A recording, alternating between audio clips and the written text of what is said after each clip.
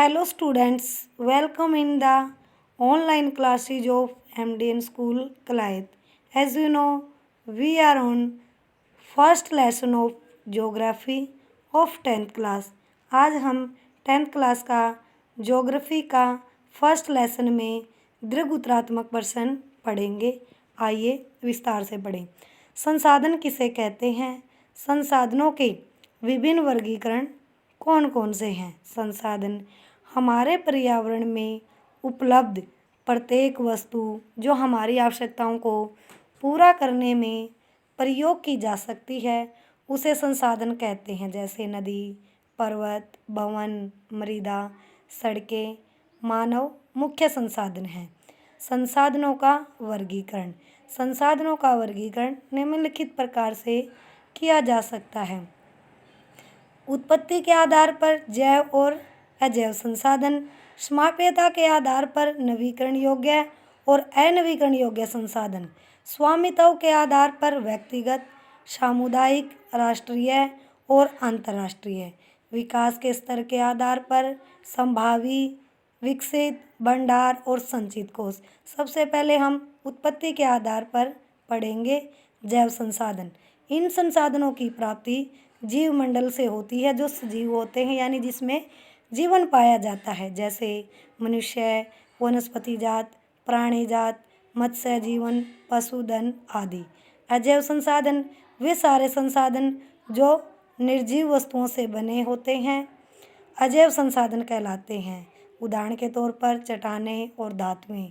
समाप्यता के आधार पर नवीकरण योग्य संसाधन वे संसाधन जिन्हें भौतिक, रासायनिक या यांत्रिक प्रक्रियाओं द्वारा नवीकृत या पुनः उत्पन्न किया जा सकता है, उन्हें नवीकरण योग्य अथवा पुनः पूर्ति योग्य संसाधन कहा जाता है। कहने का अर्थ है जिन संसाधनों का हम उपयोग करते हैं और साथ साथ में उनका निर्माण होता है तो उन्हें क्या कहते हैं? नवीकरणीय योग्य संसाधन। उदाहरण के तौर पर सौर तथा पवन ऊर्जा, जल, वन व अन्य जीवन क्या है? नवीकरणीय संसाधन है।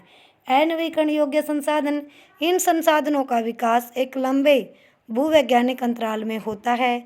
खनिज और जीवाश्म ईंधन इस प्रकार के संसाधनों के उदाहरण हैं। इनके बनने में लाखों हजारों करोड़ वर्ष लग जाते हैं। इनमें से कुछ संसाधन जैसे धातुएं पुनः चक्रीय है, यानी क्या है, और कुछ संसाधन जैसे जीवाश्म ईंधन अचक्रीय हैं जो एक बार प्रयोग में लाने के साथ क्या है? ख़त्म हो जाते हैं। जो धातुएं हैं जो बार बार क्या है? प्रयोग में लाई जा सकती हैं, इन्हें क्या कहते हैं? चक्रीय संसाधन। और स्वामित्व के आधार पर व्यक्तिगत संसाधन इन संसाधनों पर निजी स्वामियों का स्वामित्व होता है, मतलब निजी तौर पर व्यक्ति के आधार पर, जैसे घर, भूखंड, स्कूटर, साइकिल आदि। सामुदायिक स्वामित्व वाले संसाधन इन संसाधनों पर पूरे समुदाय को प्रयोग करने का हक होता है, जैसे पार्क, गांव की शामिलात भूमि, शमशान भूमि आदि। राष्ट्रीय संसाधन तकनीकी तौर पर देश में पाए जाने वाले सभी संसाधन राष्ट्रीय हैं। देश की सरकार को कानूनी अधिकार है कि वह व्यक्तिगत संसाधनों को भी आम जनता यानी जनता की भलाई के लिए अधिकार पूर्वक ग्रहण कर सकती है, यानी जनता की भलाई के लिए प्रयोग कर सकती है। और आपने देखा होगा जैसे कि जो व्यक्तिगत के आधार पर जो ज़मीन होती है उसको क्या है? सरकार खरीद लेती है और उसे आम जनता की भलाई के लिए प्रयोग करती है, जैसे सड़कें, नहरें, रेल लाइनें आदि। अंतर्राष्ट्रीय संसाधन इन संसाधनों पर पूरे विश्व का सार्वभौमिक हक होता है, जैसे किसी भी देश की सीमा से 200 किलोमीटर दूरी पर खुले महासागर। विकास के स्तर के आधार पर संभावी संसाधन ये वे संसाधन है जो किसी प्रदेश में मौजूद होते हैं परंतु इनका प्रयोग नहीं किया गया है। उदाहरण के तौर पर भारत के पश्चिमी भाग, विशेषकर राजस्थान और गुजरात में पवन और सौर ऊर्जा संसाधनों की बहुत अधिक संभावना है, परंतु इनका सही ढंग से अब तक विकास नहीं हुआ है।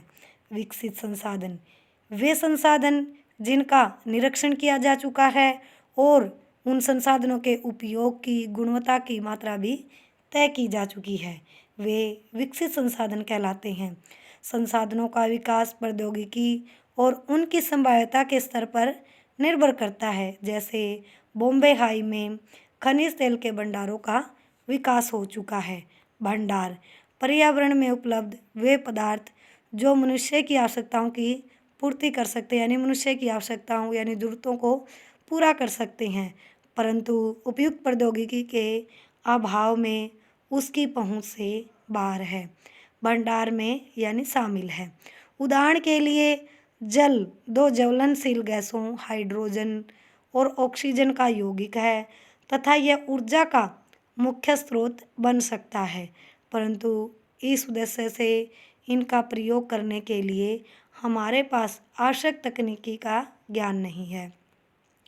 संचित कोष यह संसाधन भंडार का ही हिस्सा है जिन्हें उपलब्ध तकनीकी ज्ञान की सहायता से प्रयोग में लाया जा सकता है, परंतु इनका उपयोग अभी आरंभ नहीं हुआ है। इनका उपयोग जो भविष्य की आवश्यकताओं को पूर्ति के लिए यानी भविष्य की आवश्यकताओं को पूरा करने के लिए प्रयोग किया जा सकता है। नदियों के जल को विद्युत पैदा करने के लिए प्रयोग किया जा सकता है। कहने का अर्थ है अभी भविष्य में जो नदियों का जल है बिजली बनाने के लिए प्रयोग में लाया जा सकता है, परंतु वर्तमान समय में इसका उपयोग सीमित पैमाने पर ही हो रहा है। इस प्रकार बांधों में जल, वन आदि संचित कोष हैं जिनका उपयोग हम भविष्य में कर सकते हैं, यानी भविष्य में किया जा सकता है। अब हमारा सेकंड क्वेश्चन करेंगे। सेकंड क्वेश्चन है भूमि निम्नीकरण में मुख्य भूमिका निभाने वाले कारकों का उल्लेख कीजिए, अथवा भूमि निम्नीकरण के किन्हीं 6 प्रमुख कारणों का उल्लेख कीजिए। सबसे पहले खनन। खनन के बाद खदानों वाले स्थानों को गहरी खाइयों या मलबे के साथ क्या है खुला छोड़ दिया जाता है, जिसके कारण भूमि निम्नीकरण में समस्या उत्पन्न हुई है। वनोन्मूलन झारखंड, छत्तीसगढ़, मध्य प्रदेश, कर्नाटक और ओडिशा जैसे राज्यों में अत्यधिक खनन के कारण वनोन्मूलन हुआ है, जो भूमि निम्नीकरण का एक अन्य मुख्य कारण बना है। खनन के अलावा अन्य उद्देश्यों की पूर्ति के लिए भी बड़े पैमाने पर वनों को निरंतर काटा जा रहा है। कहने का अर्थ है भी जब हम क्या है भी अपने उद्देश्यों की पूर्ति के लिए बड़े पैमाने पर क्या है भूमि का उपयोग करते हैं, तो क्या है उस भूमि के उपयोग के लिए क्या है हम निरंतर वनों की कटाई करते जा रहे हैं, जिससे भूमि निम्नीकरण की समस्या निरंतर बढ़ रही है। अधिक सिंचाई भी भूमि निम्नीकरण के लिए एक उत्तरदायी कारक है। पंजाब, हरियाणा और पश्चिमी उत्तर प्रदेश में अत्यधिक सिंचाई के कारण भूमि निम्नीकरण में क्या है तेजी से वृद्धि हुई है। किसके कारण? अधिक सिंचाई के कारण। जलक्रांतता अत्यधिक व लगातार सिंचाई से उत्पन्न जलक्रांतता भी निम्नीकरण के लिए उत्तरदायी है, जिससे मृदा में लवणता और क्षारीयता की मात्रा में वृद्धि हो जाती है। अत्यधिक पशुचारण कुछ राज्यों जैसे गुजरात, राजस्थान, मध्य प्रदेश और महाराष्ट्र आदि में अत्यधिक पशुचारण भूमि के निम्नीकरण का क्या है मुख्य कारण है। औद्योगिक जल निकास से बाहर आने वाले अपशिष्ट पदार्थ भूमि और जल प्रदूषण का मुख्य स्रोत है। कहने का अर्थ है जो उद्योगों से जो जल के द्वारा अपशिष्ट पदार्थ बाहर निकलता है तो क्या है भूमि और जल प्रदूषण का एक मुख्य स्रोत है। और खनिज प्रक्रियाएं जैसे सीमेंट उद्योग में चूना पत्थर को पीसना, चीनी मिट्टी के बर्तन उद्योग में चूने और सेलखड़ियों के प्रयोग से बहुत अधिक मात्रा में वायुमंडल में धूल छोड़ी जाती है। किसके द्वारा? जब सीमेंट उद्योग में चूना पत्थर को पीसते हैं और चीनी मिट्टी के बर्तनों को सीलखड़ियों आदि का प्रयोग करते हैं तो क्या है वायुमंडल के कि वायुमंडल में अधिक ज़्यादा तौर पर धूल छोड़ी जाती है, जिससे भूमि पर उसकी परत जम जाती है।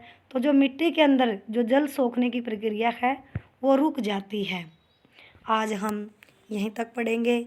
हमारे 2 क्वेश्चन कंप्लीट हो चुके हैं दीर्घ-उत्तरात्मक, और आप इन दोनों क्वेश्चनों को लर्न करोगे।